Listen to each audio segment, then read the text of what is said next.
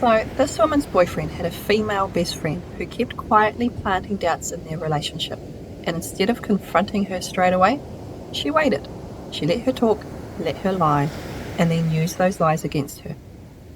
So Claire had been with her boyfriend for almost a year, and things were good.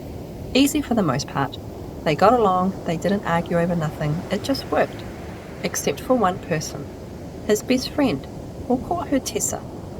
Tessa had been around for years, same friend group, lived together at one point, and still close with his ex, so there was already a bit of tension sitting there.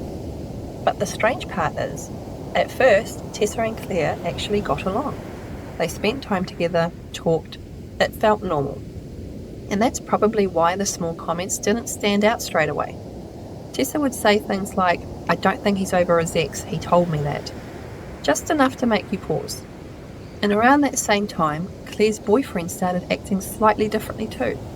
Nothing huge, just off. A bit more distant, a bit more guarded. And suddenly, the relationship that felt steady didn't feel as solid. But at the time, it was just confusing. One night, Tessa got annoyed because he didn't want to stay out drinking, and he wanted to go home and spend time with his girlfriend, which is a strange thing to be upset about, but Claire just brushed it off. Her own friends didn't. They didn't like Tessa. They told her something felt off. But Claire didn't want to be controlling.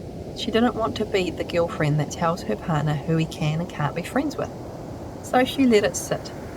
And then came the night everything shifted. She went out drinking with Tessa, and at some point, she blacked out completely. Not fuzzy memory, full-on blackout. She remembers Tessa driving, she remembers a guy being around, someone Tessa said she knew, and then nothing until she woke up, in her own bed, next to that guy, fully clothed and on top of the covers. And Tessa was sitting in the doorway, angry, just standing there, like she'd walked in on something.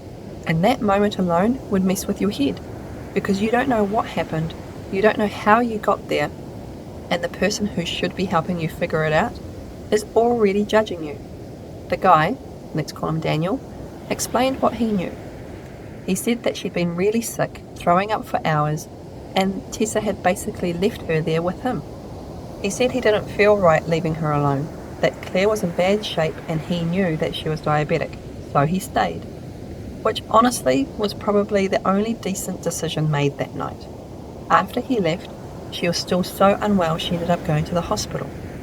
She tried calling her boyfriend, and no answer. When she finally got home, her boyfriend had put all her stuff outside and blocked her, because Tessa had already told him her version, that she was all over Daniel, that she slept with him, neither of which happened, and now she's trying to piece together a night that she can't remember, while also being blamed for it. And that's the moment where it stops being messy and starts feeling deliberate. Claire eventually got hold of her boyfriend and tried to explain. Told him that she thought something wasn't right, that she might have been drugged. But he believed Tessa, which makes sense from his side. People don't usually question the person that they've known longer. So he ended it. And that could have been it. But Claire wasn't going to let someone rewrite what happened. So she started going back over the night. She went to the bar, talked to the bartender she knew, asked what she saw, who she was with, how she was acting, and then she spoke to Daniel again, and he confirmed that nothing happened.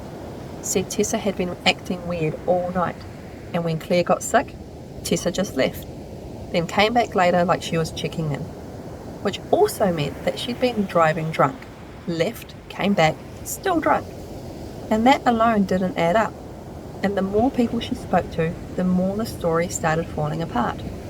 Meanwhile, Tessa kept things vague, saying that she wasn't going to lie and only told the boyfriend what she saw, which sounds reasonable until you compare it to everything else that she'd been saying. At that point, Claire made a decision.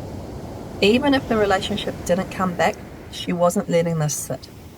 So instead of cutting Tessa off immediately, she stayed friendly, acted normal. Eventually, she managed to reconnect with her boyfriend, and they started seeing each other again. And the moment that happened, Tessa changed. The first day Claire went over, Tessa saw her on the doorbell camera and immediately messaged him asking why she was there. That's not concern. That's control slipping. That led to an argument, and things started coming out. Things Tessa had told him, things she had told Claire, different versions, small contradictions. Enough to raise doubt, but not enough to fully break it. Because he still wasn't convinced that she'd go as far as drugging her. He thought maybe she just drank too much. So Claire realised that she needed something solid. One day, Tessa got home and she asked her boyfriend to leave the room. Put her phone on record and just talked, calmly. No yelling, no accusations. Claire asked Tessa to explain what had happened that night. At first, same story. But then small changes, and she just kept her going. Because when someone's lying, silence does more work than arguing. She told Tessa that she knew that she'd been saying things to people, that she didn't want to be friends anymore. And that was it. Then she did something very intentional. Claire didn't tell her boyfriend about the recording, because she wanted to see what Tessa would say happened during that conversation. And that's where it stopped being calm outside and unhinged inside, because Tessa told him that she'd been threatened. Said Claire told her that she'd hit her if she didn't change her story. Said that she was scared. And when the boyfriend repeated that back, he still believed her, at least enough to set boundaries around it. Said that they could still see each other, but not at his place. Said that he was planning on moving anyway. Said he trusted Claire, but she also needed the distance from the situation. She didn't argue. She waited. Let Tessa keep talking for 2 weeks. Let her version spread through the friend group, and once the latest version made its way back, she knew it was time. Claire sat down her boyfriend and played the recording. No explanation needed, just play. And everything changed. Because now, he wasn't choosing between two people, he was hearing it. The inconsistencies, the tone, the way Tessa changed her story in real time, and then lied about it afterwards. And that's the part that breaks it. Because people can doubt memory, but they can't really argue with a recording. He was shocked, immediately moved out, stayed with her until he found another place. And when they told the friend group, Tessa just disappeared. Moved out, cut contact, gone. And that kind of silence usually means one thing. There's nothing left to defend. The part I like about this isn't just that Claire exposed her, it's how she did it. Because sometimes people don't get caught because you confront them. They get caught because you stop interrupting them. So Claire and her boyfriend stayed together, and they've been together for 4 years now. But I'm curious how you would have handled that situation. Would you have shown the recording straight away, or waited for her to lie first? That was sweet revenge. It always comes back around.